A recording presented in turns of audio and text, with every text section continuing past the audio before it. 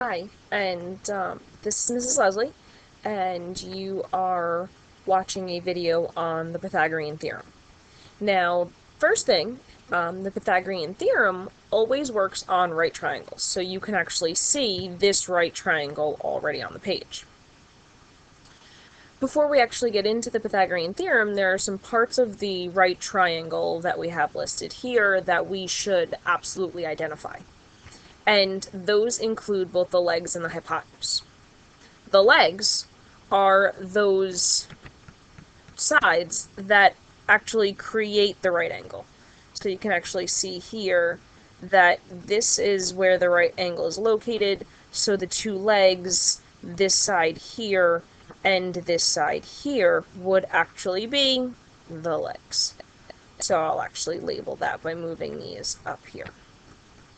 And I'll move this down because we'll come back to the letters of A, B, and C in a little bit.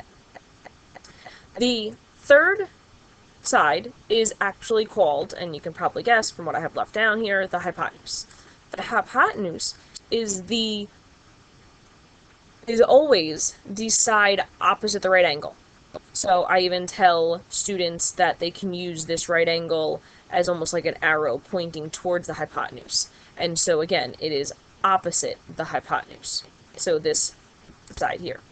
Another thing to remember is the hypotenuse is always the longest side of a right triangle. And the Pythagorean theorem is useful in a variety of ways. It's useful to determine whether you have a right triangle set of sides that create a right triangle. It's helpful in finding a missing side in a right triangle. It is also helpful in finding the distance between 2 points and also different word problems. So we'll see some variety of examples as we go through this video.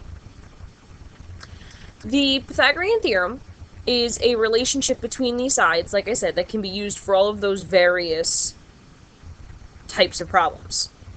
The legs will always be labeled as A and B, and technically the order that you put the A and the B for the legs actually do not matter. So we have B here for right now and A, but if I wanted to reverse them, it wouldn't make a difference. C is always the hypotenuse. And again, the longest side of that right triangle. And the Pythagorean theorem actually states the following. The Pythagorean theorem is a squared plus b squared equals c squared. And I apologize for how that looks at this point. So it's a squared plus b squared equals c squared. Now let's see this actually used in examples. So we have the following triangle here, and again, and I'll write that at the top here, a squared plus b squared. This is looking better than the last. Equals c squared. And so here we have to identify what part is A, B, and C. We know the legs are our A and B, and again that they create the right angle. So when we're looking at this problem here, we will actually notice that we have 8 and 6 are our legs, our A and B. It is not a problem, and just change colors here so our work will be in green. It is okay if this is A and this is B, or vice versa, so we'll say that this 8 is going to be our A, and this 6 is what we'll label as our value for B. And here, this H is actually going to be our hypotenuse, so we'll actually use the letter C, which we could replace for that H. It's just a variable that is labeling that missing side, so that is okay as well. So when we plug into the formula, we have A, which is 8, so 8 squared, plus b squared, so we're going to plug in 6 for b. And that, since we do not know what c is, we will just leave as our missing piece to come back to trying to find. 8 squared is 8 times 8, so we know that that is 64. And 6 squared is our 36. And again, it's c squared. Now, 64 and our 36 is going to actually be a nice number. It's 100. And so now, c squared equals 100. But our goal is to actually find what c is, not what c squared is. Although c squared is helpful, we're not done yet. To figure out what number is being squared to get this, we're going to find the square root of technically both sides of this. And so to get c, we take the square root of 100, which is going to be what c equals, and therefore our c is 10. So it tells us this hypotenuse here is actually 10 units long.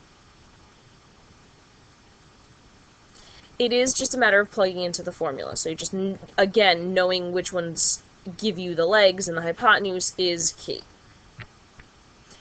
Let's go to this next example. In this example, it's very much like the last. We're finding a missing side, but what you will quickly and should quickly notice is that actually in this one, instead of finding the hypotenuse, we're given the hypotenuse, and we're missing a leg. The formula is still the same. For all right triangles, the Pythagorean theorem will be satisfied, and it is a squared plus b squared equals c squared. In this case, let's label them here. I'm going to call this my a, so x is actually going to be a. 9 is our b, and 15, being that it's the hypotenuse, it's opposite the right angle, is c. So when we plug in, I'll leave it as a squared. 9 plus 9 squared, I plugged in for b, equals 15 squared.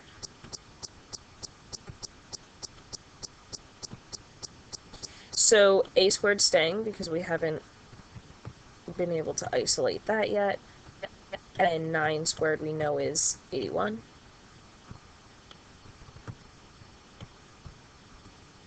And then 15 squared is going to be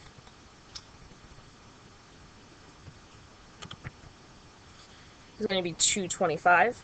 So we will, oops, lost my pen. So it will be 225.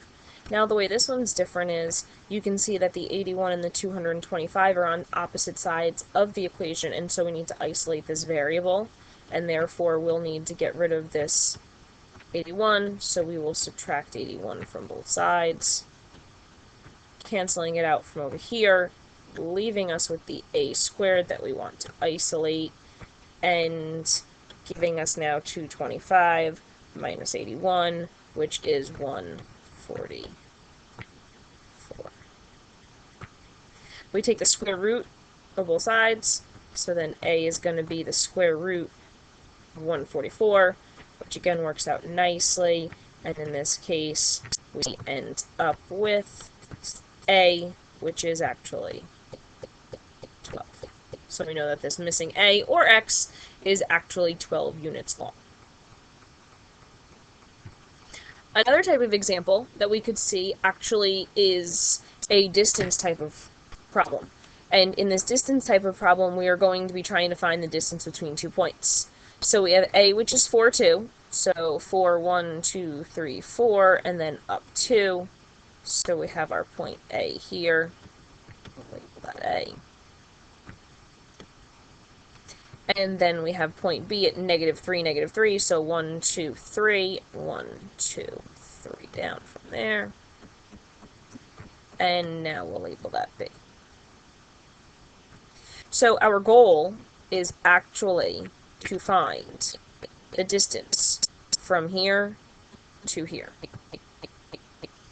Now, unfortunately, when we're dealing with this, I don't see anything in particular that's going to help me. It's not like I can just count the lines here, or, the grid lines here, because we cut through different grids, or different boxes, I should say. So what we can actually do, and the way we can use the Pythagorean theorem, is to actually drop different legs to create and form, using the grid lines, a right triangle. So from A, I'm going to come down until I am in line with B. And then from B, I'm going to come over until I meet that. And so now, as you can see, we have our right triangle. These lie on grid lines, so we can actually count how long those are and then use that to find our hypotenuse, or the length from those one point to the other. So here, I'm going to use red in this case. The grid lines here, we have 1, 2, 3, 4, 5. So the length of this side is 5, or this leg is 5. And then from here we have 1, 2, 3, 4, 5, 6, 7, and so this is 7. So now that we have our right triangle, and we have our A and B, and we're looking for C, which is the length of the hypotenuse, we can plug in. So we know that our formula, once again, as a reminder, a squared plus b squared equals, try to fix that a little bit, make it a little bit messier, equals c squared. A and B, we know they're interchangeable here. If you want to make this A and this B, again, the order of those don't matter, so let's plug in 5 for A. Plus 7 squared, 7 will be our B, and C is what we're looking for, the hypotenuse. We know that this is 35. We know that the square of 7 is 49. And we know that we're still looking for C. The nice thing is that that variable is isolated, therefore as we go through this, we will find that we won't have to do the subtraction like in the last problem. So here we have 49 and the 35, so we get 84. Now in this one, we're going to take the square root here so we can find what C is. The square root of 84 is not going to be a nice number like the last couple of problems, which is it's not unusual. That is actually okay. Chances are, in many cases, you will actually get more in the way of decimal answers, quite possibly. In this case, when you find the square root, it rounds, and I'm going to round it to the nearest tenth, to 9.2 units per second. Watch your directions. I'm sorry, that's for C. So in this case, we do not have that squared. We took the square root to find that. So in this case, the distance from point B to point A, or point A to point B, is 9.2 units. Do watch your directions, because depending on the directions, that could vary. For our intents and purposes here, we will just continue rounding to the nearest tenths where it's necessary to round. Let's do one more example, and that last example will be more of a word problem situation. Now, they tell you here, the bottom of a ladder must be placed 3 feet from a wall. The ladder is 12 feet long. How far above the ground does the ladder touch the wall? So let's draw a picture. We have that the bottom of the ladder must be placed 3 feet from a wall. So let's draw our wall, and I'm not going to get too fancy here, but this line is going to represent my wall. And then I'm going to have a ladder that leans against the wall and touches the ground. And then the ground is going to be, at that point, from here to here, the distance from the bottom of the ladder to the bottom of the wall. Now that we have that picture, we can actually fill in the information given here. We're told that the bottom of the ladder must be placed 3 feet from the wall. So, in this case, this 3 must be this bottom piece, the distance from the bottom of the ladder to the bottom of the wall. We are told that the ladder is 12 feet long, which is leaning against the wall, so we know that this piece here is the 12. Now I can call, being that this is the right angle, and I know that this is the hypotenuse, and these are my two legs, I can call this either A or B. I'm going to call it A, and that would then make the 3B. So solving, now we go back to the similar way of solving before. We have A squared plus B squared, and I'm going to actually plug right in, because I think at this point we're getting comfortable enough. B would be 3, so 3 squared equals 12 squared. We know that 3 squared is 9, so let's write down A squared plus 9, and that's going to equal, in this case, the 144. We need to isolate this variable, so we'll subtract the 9 from both sides. Cancels out here, leaving us with A squared equaling 135. We now take the square root of that to find A. This will not work out evenly, so we will need to round to the nearest tenth, which in this case is 11.6, and we have a specific label of feet, so we know that that wall, the distance from the bottom to the top, like where the ladder touched the wall, that is the 11.6 feet. So the wall there.